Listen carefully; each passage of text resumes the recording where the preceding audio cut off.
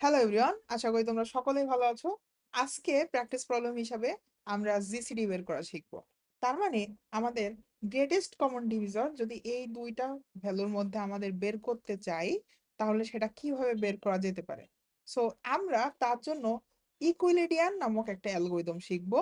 এই প্রবলেমটা আমরা কিন্তু হোয়াইল লুপ ইউজ করে খুব সুন্দরভাবে সলভ করে ফেলতে পারি। বাট ওই সলভে যাওয়ার আগে আমরা আলটিমেটলি কি করতে চাচ্ছি ওইটা একটু তোমাদেরকে দেখাই। সো এই দুইটা ভ্যালুর মধ্যে আমাদের যে গ্রেটেস্ট কমন ডিভিজরটা আছে, মানে সব থেকে বড় কমন ডিভিজরটা, ডিভিজর মানে কি তো আমরা জানি। সো ওইটা আমরা বের করতে চাচ্ছি। সো আমরা এইটা করার জন্য প্রথমে কি করব, এই দুইটা ভ্যালুর মধ্যে মিনিমামকে সেটাকে আগে আইডেন্টিফাই করব। ঠিক আছে, So আমরা এখান থেকে দেখে বুঝতে পারতেছি বি আমাদের মিনিমাম, রাইট? সো আমি কি করব, এবার আমি কি এই 54 দিয়ে তোমার 98 কে কি ভাগ করে ফেলতে পারি। ভাগ করলে আমার কত আসতেছে, এইটা ছিল আমার এ, এইটা ছিল আমার বি, রাইট? এখন 54 দিলাম, আমার ভাগশেষ কত থাকতেছে, এখানে আমার 4 নামলো এবং এইখান থেকে আমার আরো 4, 44। ঠিক আছে, সো এখন এই একটা ভাগ হওয়ার পর আমাদের এইটা হয়ে যাবে নতুন বি এবং এইটা হয়ে যাবে আমাদের নতুন এ। তার মানে আমি যদি এখানে একটু টেবিল ফর্মে দেখাই, এখানে এ বি ছিল, এ আমাদের ছিল 98, বি ছিল আমাদের 54। এখন এই 54টা কেটে গিয়ে এখানে আমাদের নতুন বি হয়ে যাবে, যেটা ভাগশেষ ছিল সেইটা, এবং এখানে যেটা বি ছিল সেটা হয়ে যাবে আমাদের নতুন এ। কমপ্লিকেটেড লাগতেছে একটু, আবার আসো সেম জিনিসটা আবার করি। সো এখন যদি এইটা এবং এইটা আমাদের এ এবং বি হয়, কি করব, এই 54কে আমরা সেই 44 দিয়ে আবার ভাগ করব। আমরা কি বলছিলাম, আমরা বি দিয়ে প্রত্যেকবার একে ভাগ করতেছি এবং এখানে বি দিলাম, যেটা আমাদের রিমাইন্ডার আসতেছে ওইটা আমাদের নতুন বি এবং এইটা এখন আমাদের নতুন এ হয়ে যাচ্ছে। সো আমরা যদি এখানে 44 দিই, আমাদের কি 10 আসতেছে ভাগশেষ। সো এখন কি হবে, এই ভাগশেষটা আমাদের নতুন বি হয়ে যাবে, আর সে আগের রুল অনুযায়ী যেটা দিয়ে আমরা ভাগ করছিলাম সেটা হয়ে যাবে আমাদের নতুন এ। ওকে, আচ্ছা, আবার কি করব, সেম জিনিসটা রিপিটেশন করব। এইটা এখন আমাদের এ, এটা আমাদের বি। সো 44 কে এবার 10 দিয়ে ভাগ করব। ভাগ করলে কত আসতেছে, আমরা 40 লিখতে পারি। তাহলে কি আমাদের 4 আসতেছে ভাগশেষ। সো এখন আমাদের নতুন এ বি কে আসবে। এখন আমাদের বি কিন্তু হয়ে যাচ্ছে 4 এবং এ হয়ে যাচ্ছে এখন আমাদের 10। ওকে, এরপর আসো আমরা 4 দিয়ে আবার 10কে ভাগ করি। 10কে ভাগ করার পরে এখন আমাদের এইখানে 8 আসলো এবং এখানে 2 আসলো। তাহলে এইটা যদি আমরা এইখানে আমাদের নতুন রিমাইন্ডার 2 এবং ভাগ করছিলাম 4 দিয়ে, এবার 2 দিয়ে যদি আমরা 4কে ভাগ করি, আমাদের রিমাইন্ডার আসতেছে 0। আমাদের রিমাইন্ডার আসলো 0 এবং আমাদের এখানে যেটা দিয়ে আমরা ভাগ করছিলাম এই বিটা এখন নতুন এ হয়ে গেল। তাহলে এইখানে আমরা একটা প্যাটার্ন দেখতে পাচ্ছি না, যে যতক্ষণ না পর্যন্ত আমাদের বি এর ভ্যালু 0 হয়ে না যায় ততক্ষণ পর্যন্ত আমরা ভাগ করতেই আসি, এ বি এর ভ্যালু আপডেট করতেই আসি।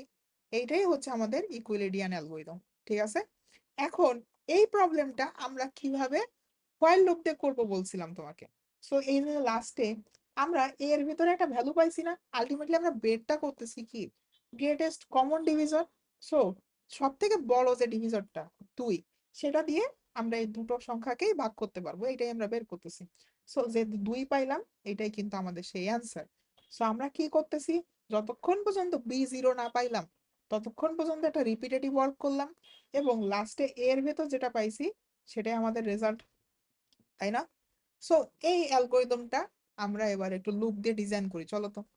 সো কি করব, আমাদের এই কন্ডিশনটা দেখছি যে বি যতক্ষণ না 0 ততক্ষণ পর্যন্ত আমাদের লুপ ঘুরবে, এই লুপ ঘোরানোটুকু আমরা বুঝছি।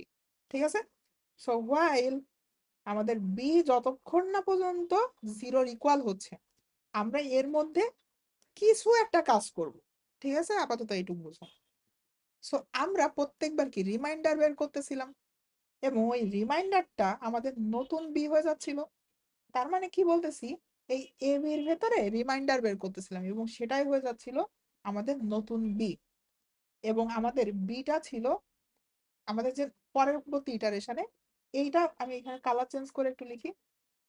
আমি যদি এখানে বলে দিই যে এইটা আমাদের 44 যেটা সেটা ছিল হচ্ছে আমাদের রিমাইন্ডার, আর এটা হয়ে যাচ্ছিল আমাদের সে আগের বি এর ভ্যালুর সমান। তাহলে আমরা একটা কাজ করতে পারি না এখন? আমরা এখানে এসে আমাদের যে বি এর ভ্যালুটা ছিল সেটা কোথাও একটা স্টোর করে রাখি। তাহলে আইএনটি বি ইকস টু, আচ্ছা ওই স্টোরও করার দরকার নেই। আমরা এখন কি করব? আমরা প্রথমেই আইএনটি রিমাইন্ডার নামক একটা ভ্যারিয়েবল নিলাম এবং সেইখানে আমাদের এ মড বি দিলেই কিন্তু আমাদের যে রিমাইন্ডারটা, এই যে ধরো হচ্ছে 44 আমরা পাইছিলাম রিমাইন্ডারটা, এটা আমরা পেয়ে যাচ্ছি।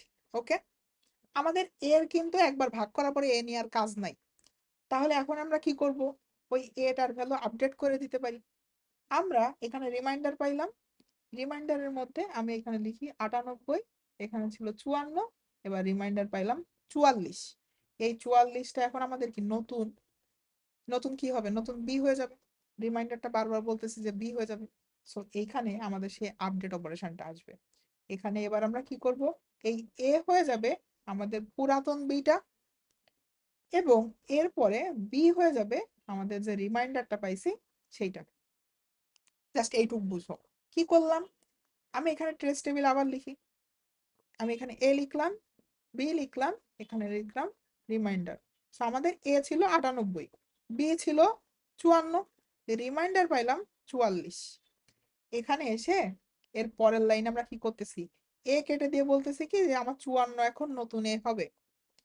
আবার বি কেটে দিয়ে বলতেছি আমার যে রিমাইন্ডারটা পাইছিলাম ওইটা হয়ে যাবে এখন নতুন বি। এদের জন্য অপারেশন করছি, অপারেশন করলে রিমাইন্ডার পাইলাম 10। তাইলে এবার আমাদের নতুন এ হবে 44 এবং আমাদের এই 10 এখানে চলে আসবে। এরপরে আবার এখান থেকে করলাম, রিমাইন্ডার কত পাচ্ছি 4, তাহলে এটা আবার এখানে চলে আসবে। আমাদের এর কাছে বি বসে গেল এবং বি এর কাছে আমাদের নতুন যে রিমাইন্ডারটা পাইছি সেটা বসে গেল। এরপরে আবার কি হলো? এইখান থেকে আমরা রিমাইন্ডার পাইলাম 2, তাহলে 4 বসে গেল এর কাছে, বি এর কাছে বসে গেল 2, তাহলে এইখান থেকে আমরা রিমাইন্ডার পাইলাম কত? 0। এবার আমরা এখানে এর ভ্যালু 2 করে দিলাম, বিটাকে টেনে এনে বসাই দিচ্ছি এবং রিমাইন্ডারটা এখানে 0 হয়ে যাচ্ছে। এখানে এসে দেখতেছি আমাদের রিমাইন্ডার যখন 0 হয়ে যাচ্ছে, তার মানে আমাদের বি এর ভ্যালু যখন 0 হয়ে যাচ্ছে, তখন কিন্তু আর হোয়াইল লুপ ঘোরানোর দরকার নাই। বুঝতে পারছো? সো এইখান থেকে আমরা কিন্তু আমাদের যে গ্রেটেস্ট কমন ডিভিজর জিসিডি, সেই জিনিসটা কিন্তু পেয়ে যাচ্ছি। ঠিক আছে? সো হোপফুলি এই প্রবলেমটা কিভাবে সলভ করলাম তোমরা এই ইকুইলিডিয়ান অ্যালগরিদমটা বুঝতে পারছো। আমরা পরবর্তী ভিডিওতে অন্য কোনো একটা প্রবলেম সলভ করার চেষ্টা করব। ভালো থাকো সবাই।